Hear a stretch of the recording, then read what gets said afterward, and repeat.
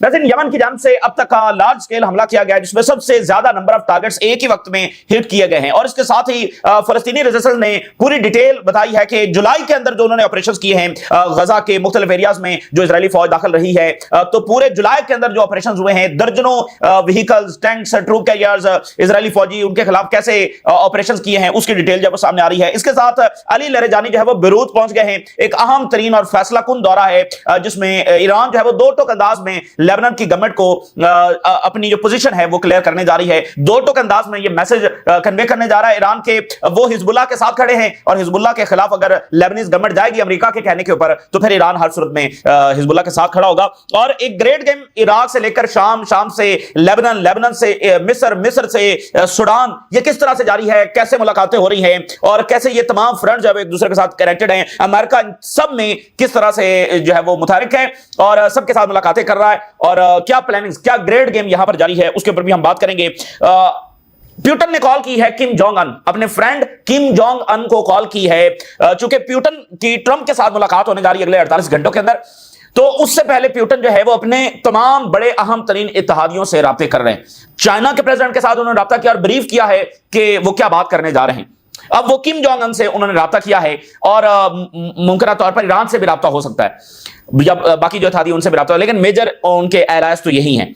अच्छा, अब प्यूटन अगर इतने ज्यादा राब्ते कर रहे हैं ट्रंप के साथ मिलने से पहले तो ये काफी गैर मामूली बात है। इसका मतलब यह है कि प्यूटन की जानिब से फाइनल प्रपोजल वहां पर रखा जाना है कि अगर जंग खत्म होती है तो किन शरात के ऊपर खत्म होगी। और उसमें देखिए सिर्फ यूक्रेन डिस्कस नहीं होने जा रहा है, सिर्फ यूक्रेन डिस्कस नहीं होगा, उसमें पूरा प्लेनेट डिस्कस होगा, उसमें मिडिल ईस्ट डिस्कस होगा, उसमें अफ्रीका डिस्कस होगा, उसमें मिनरल्स डिस्कस होंगे, उसमें स्फीयर ऑफ इन्फ्लुएंस डिस्कस होगा, उसमें नेटो यूरोप डिस्कस होंगे, एनर्जी पाइपलाइंस उसमें डिस्कस होंगी। तो एक एक चीज है वो उसमें डिस्कस होने जा रही है, ईरान से मुताल्लिक चीजें डिस्कस होंगी। तो वो एक समझ लें कि सिर्फ एक इशू के ऊपर मुलाकात नहीं है, वो सिर्फ यूक्रेन के ऊपर मुलाकात नहीं है, वो पूरे समझ लें कि जो ग्लोबल अफेयर्स हैं उसके ऊपर मुलाकात है।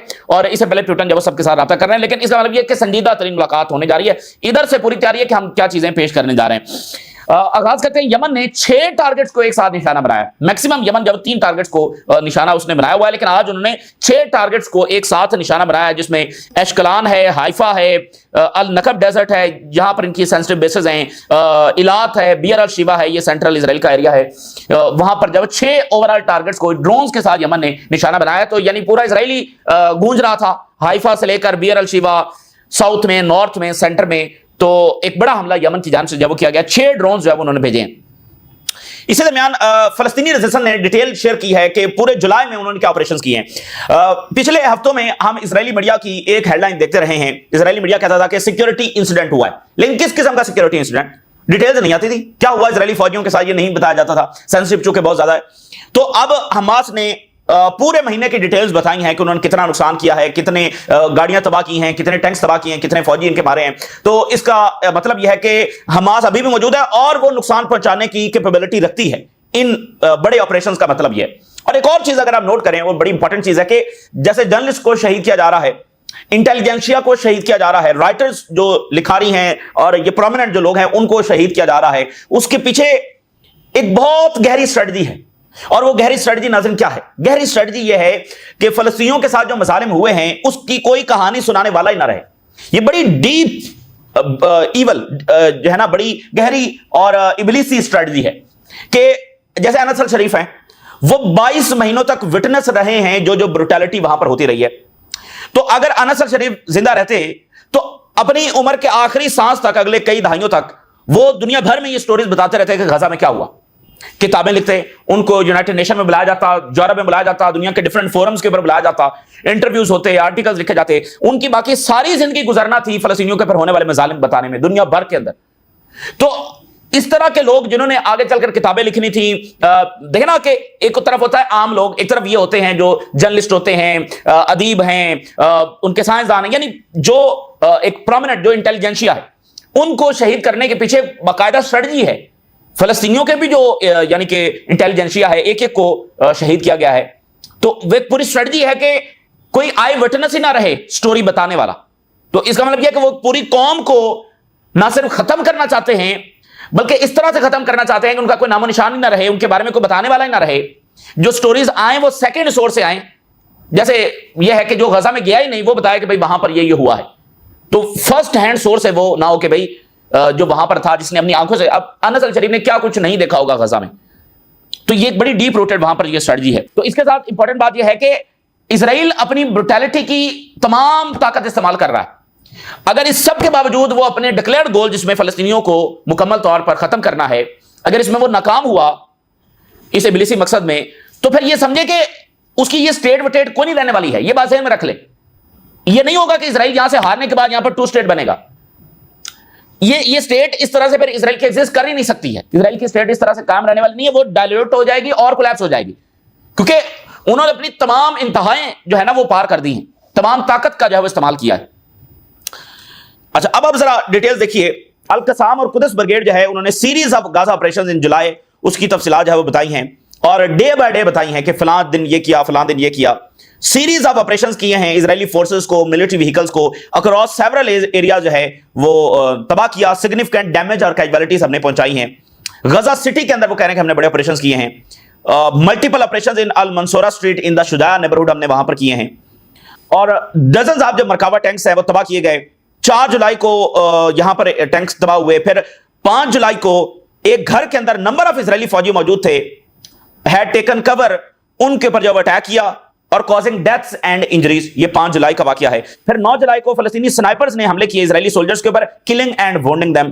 پھر فلسطینی بریگیڈز نے ٹارگٹ کیا اسرائیلی کمانڈ اینڈ کنٹرول سائٹس کو, مشین گنز کو. پھر انہوں نے اسرائیل کے جو کمانڈ اور کنٹرول سائٹس ہیں ان کے اوپر بھی اٹیک کیے, مشین گنز کے ساتھ, اینٹی پرسنل شیلز کے ساتھ اور ہجوم راکٹس کے ساتھ. پھر انہوں نے جو ہے وہ ٹینکس کے ساتھ ساتھ جو ملٹری بلڈوزرز ہیں ان کو بھی تباہ کیا, اور 52 جو ملٹری وہیکلز ہیں وہ انہوں نے ایسٹ غزہ میں صرف تباہ کیے ہیں. ان کی ڈیٹیلز ہم پہلے دے چکے ہیں. 52 وہ بھی یہ جولائی کے اندر ساری ہوئی ہیں. اور پھر جو ایکسپلوسیو ڈیوائسز ہیں ان کے ساتھ انہوں نے بہت سارے آپریشنز کیے ہیں. پھر ریزسٹنس یہ بتا رہی ہے کہ بہت سارے ایسے آپریشنز ہیں جن کی ڈیٹیلز ابھی ہم نے دینی ہے, کیونکہ ہمارے جو فائٹرز ہیں وہ کچھ ایسے ایریاز میں ہیں جو ابھی تک ہمیں انفارمیشن نہیں پہنچا پا رہے ہیں. انہوں نے وہاں پر آپریشنز کیے ہیں, تو ان کی ڈیٹیلز ہے وہ آئیں گی. تو یہ ساری ڈیٹیلز دینے کا مقصد یہ ہے کہ حماس اس طرح سے موجود ہے کہ یہ مزید جب ان کی فوج جائے گی تو اس کی ہلاکتیں وہاں پر ہونے والی ہیں, مزید فوجی وہاں پر مرنے جا رہے ہیں. قسام اور قدس بریگیڈ نے جوائنٹ آپریشنز بھی کیے ہیں. تو 22 مہینوں کی اس تمام بروٹیلٹی کے باوجود حماس جو ہے وہاں پر موجود ہے. علی لرجانی جو ہے وہ بغداد کے کامیاب دورے کے بعد بیروت اس وقت پہنچ چکے ہیں, اور اس میں امپورٹنٹ بات یہ ہے کہ وہ ایران کی جو سپریم نیشنل سیکورٹی کونسل ہے اس کے ہیڈ کے طور پر, اس کے سربراہ کے طور پر جو وہ دورہ کر رہے ہیں. اس سے پہلے وہ صرف ایڈوائزر تھے, اب وہ جو سپریم نیشنل سیکورٹی کونسل ہے جو کہ زمانے کے پالیسی میکر ہے, تو وہ اس کے سربراہ کے طور پر جا رہے ہیں, ہائیسٹ آفیشل آپ ان کو کہہ سکتے ہیں. We will stand beside the dear people of Lebanon. I will hold number of meetings with Lebanese officials, president, prime minister and speaker. دیکھیں نا, پریزیڈنٹ کے ساتھ ملاقات ہوگی, پرائم منسٹر کے ساتھ ہوگی, اسپیکر کے ساتھ ہوگی, دیگر لیبنیز آفیشل جو ہیں وہ ان کے ساتھ ملاقات ہونے جا رہی ہے. اور جیسے میں نے انٹروڈکشن میں بتایا کہ ایران ایک اسٹریٹ میسج جو ہے وہ ڈیلیور لیبنیز گورنمنٹ کو کرنے جا رہا ہے, اور وہ کیوں کرنے جا رہا ہے, کیونکہ یہ اسرائیل کے خلاف لڑائی کا اہم ترین حصہ ہے حزب اللہ, اور دوسرا ایران کی اپنی سیکورٹی کے لیے بھی ضروری ہے. اور اپنی سیکورٹی کے لیے کیوں ضروری ہے, کیونکہ ایک تو ظاہر ہے کہ ہر ملک اپنی سیکورٹی, دوسرا ریزسٹنس کا مرکز ایران ہے. یہی تو نتنیاہو کی پالیسی ہے کہ we will go after those states جو ریزسٹنس کو سپورٹ کرتی ہیں. Libya, Bashar al Assad, Saddam Hussein, ان کی سب کی ریاستیں اس لیے تباہ کر دی گئی کہ یہ ریزسٹنس کے سپورٹرز تھے. تو ہر اس اسٹیٹ کے پیچھے جانا یہ اسرائیل کی پالیسی ہے. تو ایران کا تگڑا ہونا, ایران کا محفوظ ہونا, ایران کا مزید پاورفل ہونا یہ ضروری ہے ریزسٹنس کے تگڑے ہونے کے لیے, کیونکہ وہ ہوں گے تو ادھر سے سپورٹ آ رہی ہے. تو اس لیے حزب اللہ جو ہے وہ اس لڑائی کا اہم ترین حصہ ہے, جس کو بچانے کے لیے, جس کے ساتھ کھڑے ہونے کے لیے ایران ہر حد تک جائے گا. اب یہاں پر آپ دیکھیے کہ امریکہ کس طرح سے ایکٹیو ہے. ایک تو اوپر ایران آذربائیجان کی جو گیم چل رہی ہے وہ بھی آپ کے سامنے ہے, نیچے پورا مڈل ایسٹ. اب اس میں عراق میں وہ کوشش کر رہے تھے کہ ڈسارم کیا جائے, ابھی بھی وہ منصوبہ ختم تو نہیں ہوا. ایران ایک معاہدہ اس نے کر لیا ہے, لیکن امریکہ اور اسرائیل پیچھے تو نہیں ہٹنے والے, وہ وہاں پر ڈسارممنٹ چاہتے ہیں. سیریا کے جو فارن منسٹر ہیں وہ پہنچ رہے ہیں پیرس, یا باقی سیرین آفیشلز, ان کی اسرائیل کے ساتھ ملاقات ہونے جا رہی ہے. اور ایک بڑی امپورٹنٹ ملاقات ہونے جا رہی ہے اس وقت سوئٹزرلینڈ کے اندر. سوڈان میں جو خانہ جنگی جاری ہے جس میں برہان الفتح ایک طرف ہیں اور دوسرے پیراملٹری کے ایک دوسری طرف ہیں, تو برہان الفتح جو ہے وہ آج سوئٹزرلینڈ پہنچ رہے ہیں, جہاں پر ان کی امریکی شخصیت کے ساتھ ملاقات ہونے جا رہی ہے. جو امریکہ کے ایڈوائزر ہیں, ٹرمپ کے جو ایڈوائزر ہیں آن افریقہ, ان کے ساتھ ملاقات سوئٹزرلینڈ میں ہو رہی ہے. یعنی سوڈان سے اوپر ایجپٹ کے ساتھ معاملات آپ کے سامنے. اور ایجپٹ کا ایشو یہ چل رہا ہے کہ جو دریا نیل ہے جو نیچے سے اوپر جاتا ہے, اور ایتھوپیا اس کے اوپر ڈیم بنا رہا ہے, اور پھر وہ سوڈان سے بھی گزرتا ہے اور اوپر ایجپٹ تک جاتا ہے, تو اس میں मिस्र का इशू आगे बढ़ रहा है, क्योंकि वो कह रहे हैं कि इसके ऊपर डैम ना बनाया जाए, इथोपिया ने बना लिया है, तो वो मामला वहां पर आगे चल रहे हैं। अच्छा, उसके साथ इजराइल और इजराइल के साथ लेबनान, वहां पर क्या ग्रेट गेम है, सीरिया की मुलाकात वहां पर होने जा रही, इराक में ग्रेट गेम, ऊपर आर्मीनिया अजरबैजान। तो ये सारे फ्रंट जो है वो कनेक्टेड हैं। यहां पर अमेरिका अपने तर्ज से चीजों को जो है वो शेप दे रहा है। अब आप देखिए, सुडान से नीचे सोमालिया और सोमालीलैंड है, वहां पर जो ग्रेट गेम जारी है वो भी आपको पता है। तो ये सारे फ्रंट जो है वो आपस में कनेक्टेड है, जहां पर अमेरिका अपने हिसाब से चीजों को शेप करने की जो वो कोशिश कर रहा है, अपने जो इत्तेहादी हैं उनको यहां पर सामने लाने की कोशिश कर रहा है। तो दूसरी तरफ रशिया, चाइना और ईरान के मफादात जो है वो ऑन स्टेक हैं। और जो अमेरिकी इन्वॉय टू सीरिया हैं, उनकी इजरायली स्ट्रेटेजिक मिनिस्टर के साथ भी मुलाकात हुई है, और उसके बाद पेरिस में ये मुलाकात जो होने जा रही है। और एक इंपॉर्टेंट बात मैं आपको बता दूं कि जो अमेरिकी एडवाइजर हैं अफ्रीका पर, वो ट्रंप के समधी भी हैं। यानी ट्रंप की जो बेटी है, वो ये जो एडवाइजर हैं, उनके बेटे के साथ उनकी शादी हुई है, तो वो आपस में ट्रंप और वो एडवाइजर जो समधी हैं, और वो लेबनीज बेस्ड हैं। जो मसाद बसौल उनका नाम है, वो लेबनीज बेस्ड हैं, लेकिन अफ्रीका के ऊपर एडवाइजर हैं। अब नाज़रीन, यहां पर एक बड़ा वाकया हुआ है। वाकया यह हुआ है कि आपको बताया कि क्रिश्चियंस इस वक्त, यानी कि मुख्तलिफ चर्चेज से भी स्टेटमेंट्स आ रही हैं, चर्च ऑफ इंग्लैंड से आ गई, पोप स्टेटमेंट्स दे रहा है, तो एक रिजेंटमेंट वहां पर है। अब इसराइल ने एक और बड़ी गलती कर दी, और वैसे भी तकब्बुर में बड़ी गलतियां होती हैं, तो हवास बाख्ता जब हो जाए, पागल, इतने लोगों को मारकर जब पागल ज़ाहिर है कि हो चुके हैं ये। तो इटली से प्रीस्ट जो हैं, मजहबी रहनुमा जो है वो, उनका डेलीगेशन पहुंचा इसराइल, और उन्होंने वेस्ट बैंक में जो क्रिश्चियन हॉली साइट्स है वहां पर जाना था, क्योंकि जीसस जो है वो यहीं पर ज़ाहिर है कि उनका वक्त भी गुजरा है, और उनकी सारी हॉली साइट्स यहां पर हैं, तो वो वहां पर दौरा करने जा रहे थे। उनमें से एक अहम तरीन जो शख्सियत है, उनको रोक लिया गया।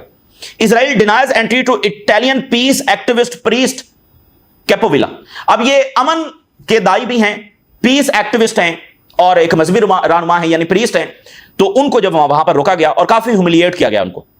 कैथोलिक प्रीस्ट हैं ये, कैथोलिक प्रोटेस्टेंट वो सारा आपको पता है। तो कैथोलिक प्रीस्ट हैं, जो पोप हैं वो कैथोलिक ही को रिप्रेजेंट करते हैं, जो ये कैथोलिक प्रीस्ट हैं। और अभी जो गजा में जिस चर्च को निशाना बनाया गया था वो भी कैथोलिक का था। अच्छा, इजराइल ने कहा कि हमने पब्लिक सेफ्टी और पब्लिक ऑर्डर के नाम के ऊपर जब उनको डिनाई किया है इनकी एंट्री, काफी घंटे उनको डिटेन किया, फिर उनको कहा कि एंट्री नहीं हो सकती, और उसके बाद जब उनको यूनान डिपोर्ट कर दिया, इटली भी वापस नहीं भेजा, यूनान डिपोर्ट किया, ये काफी यानी उनको ह्यूमिलिएट किया गया। आउटस्पोकन क्रिटिक ऑफ इजराइल, ये जो प्रीस्ट हैं ये इजराइल के बहुत बड़े मुखालिफ हैं, और ये खुलकर कह रहे हैं कि इजराइल जेनोसाइड कर रहा है। Capovilla is widely known for uncompromising criticism of Israel, यानी ये किसी चीज पर कंप्रोमाइज नहीं करते और सीधा सच बोलने के ये बंदे हैं। तो ये इन ट्रीटमेंट ऑफ पैलेस्टीन जैसे इजराइल फलस्तीनियों के साथ कर रहा है, उन्होंने रिपीटेडली ये कहा है कि इजराइल जेनोसाइड यहां पर कर रहा है, and has also documented personal testimonies from residents of the enclave in the writing। और उन्होंने बहुत सारी जगहों पर अपनी टेस्टिमनीज भी दी हैं, बहुत सारी चीजें भी लिखी हैं बतौर सबूत के ये इजराइल ऐसा कर रहा है। और उन्होंने एक किताब भी लिखी है जिसका नाम है ऑन लाइफ इन गाजा। इसमें कहानी बताई गई है surviving a massacre and urge the world to bear witness before human reason unravels. ये बिल्कुल ह्यूमैनिटी ही खत्म हो जाए उससे पहले गजा की मदद की जाए, ये किताब इन्होंने लिखी है। और ये यूरोपियंस के अंदर जो रिलीजियस लीडर्स हैं उनमें ये बहुत प्रोमिनेंट वॉइस हैं। अच्छा, अब इजराइल जो है वो अपनी ब्रॉड लीगल और वो पावर्स है, कॉलोनियल पावर जो है इस्तेमाल करता है, वो किसी भी फॉरेन नेशनल को एंट्री देने से इनकार कर देता है सिक्योरिटी रिस्क के नाम के ऊपर। और एनजीओ वर्कर्स, लॉ मेकर्स और इवन इनके अपने मजहब के लोग जो इजराइल के ओवरऑल ज़ायनिज्म के ऊपर क्रिटिसिज्म करते हैं उनको भी डिनाई किया जाता है एंट्री। लेकिन ये तो क्रिश्चियन लीडर हैं और अभी क्रिश्चियन के साथ मामला भी चल रहा है, तो इस पॉइंट ऑफ टाइम पर ये बड़ा मजीद एक्सपोज होंगे ना। और फिर दूसरी इंपॉर्टेंट बात यह है कि इटली और इजराइल के ताल्लुकात इस वक्त काफी डेटोरेट हो रहे हैं, खराब हो रहे हैं। उसकी वजह यह है कि जो इटालियन डिफेंस मिनिस्टर हैं, 3 दिन पहले उनका स्टेटमेंट हमने आपके सामने रखा, जिन्होंने कहा कि इजराइल वॉर क्राइम्स कर रहा है और जो है वो ये इंसानियत खो चुका है, और उन्होंने कहा कि सैंक्शंस इजराइल के ऊपर लगनी चाहिए। इटली के फॉरेन मिनिस्टर ये कह चुके हैं कि इजरायली फौज का हाल वियतनाम जैसा होगा। और सेवरल जो इटालियन रीजन्स हैं, पिगुला है, रोमांगिया है, टस्कनी है, have suspended cooperation with Israel. इन्होंने ओवरऑल चूंकि इंडिपेंडेंट मतलब सेमी इंडिपेंडेंट रीजन्स हैं, इन्होंने इजराइल के साथ जो रिलेशन है, जो कोऑपरेशन है, वो सस्पेंड कर दिया है। तो इटली के साथ ताल्लुकात खराब, ओवरऑल क्रिश्चियंस उनके प्रेस को रोका है और ह्यूमिलिएट किया है। तो सबको अंदाजा होगा, लेकिन अब यूरोप ने ये सांप पाल पाल कर इसको दूध पिलाया, अब ये उन्हीं को डस रहा है। तो ये सबको अंदाजा होगा कि ये जो ज़ायनिज़्म है ये पूरी दुनिया के लिए खतरा है। वेस्टर्न गवर्नमेंट्स को भी गालियां दे रहे हैं ये। तो ये ज़ायनिज़्म पूरी दुनिया के लिए सिक्योरिटी थ्रेट है और यूरोप के लिए बहुत बड़ा थ्रेट है। यूरोप को सोचना चाहिए कि ये जो मिडिल ईस्ट के जो सीने में खंजर घोंपा गया, इसको आप वो निकाल लें, वगरना इसके असरात उन तक भी आ रहे हैं। तो ये ताज़ा तरीन सूरत हाल जो आपके साथ शेयर किया, आपने राज रखा करें। जाजी अल्लाह हाफिज़।